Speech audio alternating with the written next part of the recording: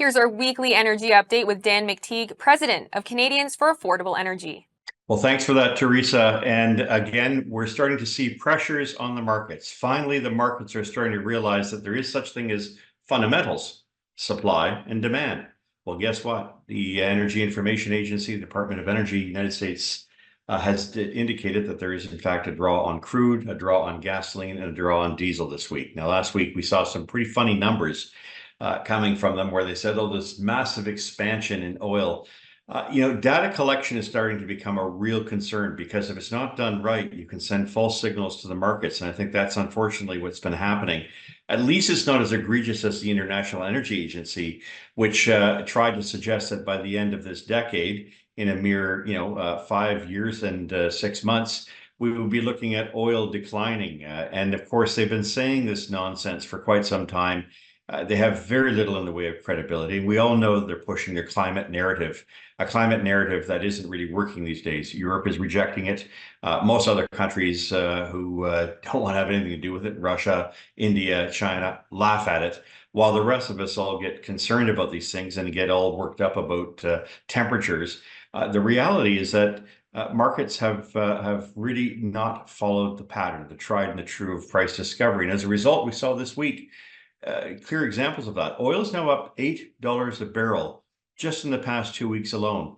Gasoline, not as much, but up about 10 or 11 cents a gallon in the United States. And of course, I'm using US terms because that's the market that counts for Canadian fuel. And that's why we've seen, let's start from west to east, we've seen Vancouver's prices move up from the low $80s, high $70, all the way up now to, and it's going to be heading there in the next 24 hours, to about $1.89, $1.90 a liter. We're looking at the rest of BC moving up about 4 to 5 cents a liter to the $1.70, $1.68, $1.70 range.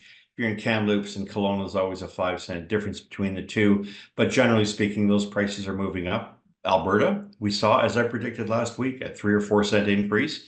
So we're starting to see 151 for Calgary, rather 153 for Calgary, 151 for Edmonton. The outlook, of course, for Alberta is another 4-cent increase. So it'd be pushing a little closer to the $1.60 range. And of course, Saskatchewan, which never moves. One wonders how gas stations do survive, but they're inevitably going to have to throw in the towel and move from the low 150s to the mid 150s, up about 4 cents a liter. Ditto for Manitoba. And yes, they've got a great advantage because the province there has decided to increase debt while removing the provincial sales tax of 14 cents a liter plus GST. You're still going to see about a 3-cent increase, pushing back up to towards $1.40. Now for Ontario, which has seen prices move as low as $1.56, $1.57, we're now at $1.64, moving to $1.65 on the weekend, maybe $1.66 by Sunday.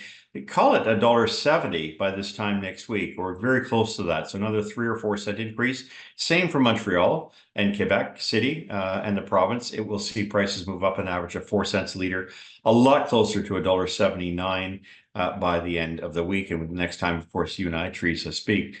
For the Maritimes, they've also seen an increase. So, whether you're in Newfoundland or Nova Scotia, New Brunswick, or PEI, all those prices went up about a penny this week. They're likely to go up another 2 cents next week. And on the diesel side, right across the country, look for an even bigger impact. That's because of robust demand, not just in terms of farming and mining and a stronger economy, but also, most importantly, jet fuel. And that's diesel is, in fact, jet fuel is a derivative of diesel. And so with more people taking to the skies, it looks like demand for that product is going to continue to rise rather dramatically. Now, listen, in the past week, I've talked a lot about electric vehicles.